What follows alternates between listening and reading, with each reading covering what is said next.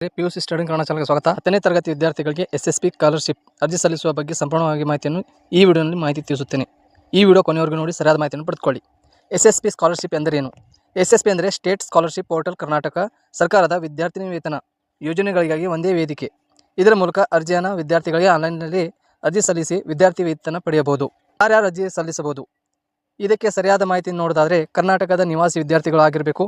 1ನೇ ತರಗತಿಯಿಂದ 10ನೇ ತರಗತಿವರೆಗೆ per matrix ವಿದ್ಯಾರ್ಥಿಗಳು, SC ST OBC ಅಲ್ಪಸಂಖ್ಯಾತ ಹಾಗೂ ಇತರ ಅರ್ಹತಾ ವರ್ಗದ ವಿದ್ಯಾರ್ಥಿಗಳು ಈ ಸ್ಕಾಲರ್ಶಿಪ್ಗೆ ಅಪ್ಲೈ ಮಾಡ್ಕೋಬೋದು ಅಥವಾ ಎಲಿಜಿಬಲ್ ಅಂತ ಹೇಳ್ಬೋದು. ಅಗತ್ಯವಾದ ದಾಖಲೆಗಳು: ಆಧಾರ್ ಕಾರ್ಡ್, ಬ್ಯಾಂಕ್ ಪಾಸ್ಬುಕ್, ಆದಾಯ ಪ್ರಮಾಣಪತ್ರ, ಜಾತಿ ಪ್ರಮಾಣಪತ್ರ, ಕ್ಯಾಸ್ಟ್ ಇನ್ಕಮ್ ಅಂತ ಹೇಳ್ಬೋದು, ವಿದ್ಯಾರ್ಥಿಯ ಒಂದು ಫೋಟೋ, ಹಾಗೆ STS ನಂಬರ್ ಅಂತ ಕೂಡ ನೋಡ್ಬೋದು, ಶಾಲೆಯ ವಿವರಗಳು ಕೂಡ ಹೇಳ್ಬೋದು. ಅರ್ಜಿ ಸಲ್ಲಿಸುವ ವಿಧಾನ: SSP ಪೋರ್ಟಲ್ಗೆ ಭೇಟಿ ನೀಡಿ, ವಿದ್ಯಾರ್ಥಿಗಳ ಖಾತೆ ತೆರೆಯಿರಿ, ಅಗತ್ಯ ಮಾಹಿತಿಯನ್ನು ಭರ್ತಿ ಮಾಡಿ, ದಾಖಲೆಗಳನ್ನು ಅಪ್ಲೋಡ್ ಮಾಡಿ, ಪರಿಶೀಲಿಸಿದ ಅಂತಿಮವಾಗಿ ಸಬ್ಮಿಟ್ ಮಾಡಿ.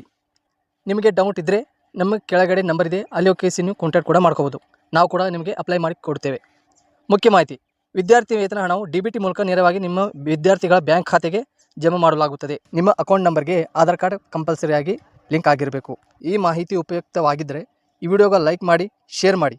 SSP ಸ್ಕಾಲರ್ಶಿಪ್ ಬಗ್ಗೆ ಹೊಸ ಅಪ್ಡೇಟ್ಗಳಿಗಾಗಿ ನಮ್ಮೊಂದಿಗೆ ಕಾಂಟ್ಯಾಕ್ಟ್ನಲ್ಲಿ ಇರಿ. ಹಾಗೆ ಏನಾದರೂ ಡೌಟ್ ಇದ್ದರೆ ಕಾಮೆಂಟ್ ಮೂಲಕ ನಮಗೆ ಮಾಹಿತಿ ಕೂಡ ತಿಳಿಸ್ಬೋದು. ಈ ವಿಡಿಯೋ ಇಷ್ಟು ಮಾಹಿತಿ ಒಳಗೊಂಡಿತ್ತು. ಧನ್ಯವಾದಗಳು.